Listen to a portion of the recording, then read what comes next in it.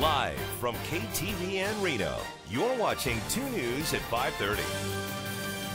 We're going to have a homeless issue that continues to rise. A temporary tent shelter for the homeless is set up for the winter. What officials say needs to be addressed is tonight's 2 News big story at 5:30. I'm Landon Miller. Kristen is on assignment tonight, and thank you for keeping it here.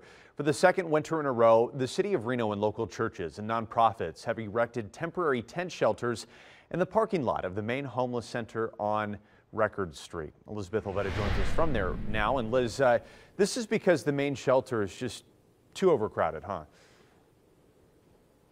Yeah, Landon, and in fact, even the overflow shelter, that's at capacity too. Now, there is a project currently in the works to try to alleviate some of that need, but officials say that there's still a long journey ahead of them.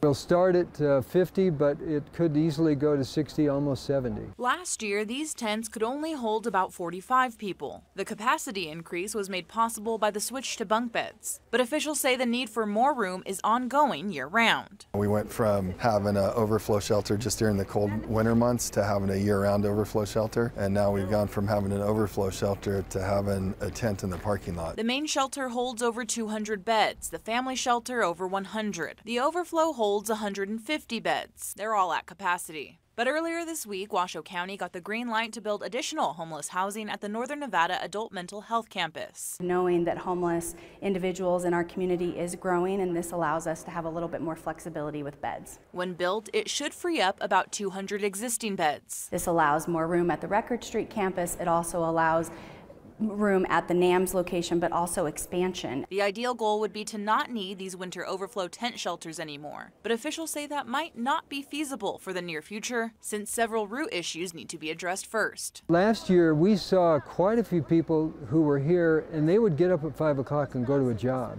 And so they were just not able to afford some type of housing. It's not just an affordable housing issue that we're dealing with, it's a mental health issue that we're dealing with, and we all need to start talking mental health. You know, I'm here every single day, and it's not even drug addiction, it's childhood trauma. Although expanded mental health services at the NAMS campus hopes to address that as well. And we need to get started. Now, these tents will be open starting tonight, and they'll be open every night until March 31st. They'll operate from 9 p.m. until 5 in the morning each day. Covering the big story live, Elizabeth Olvera, 2 News. Appreciate it, Liz. Thank you.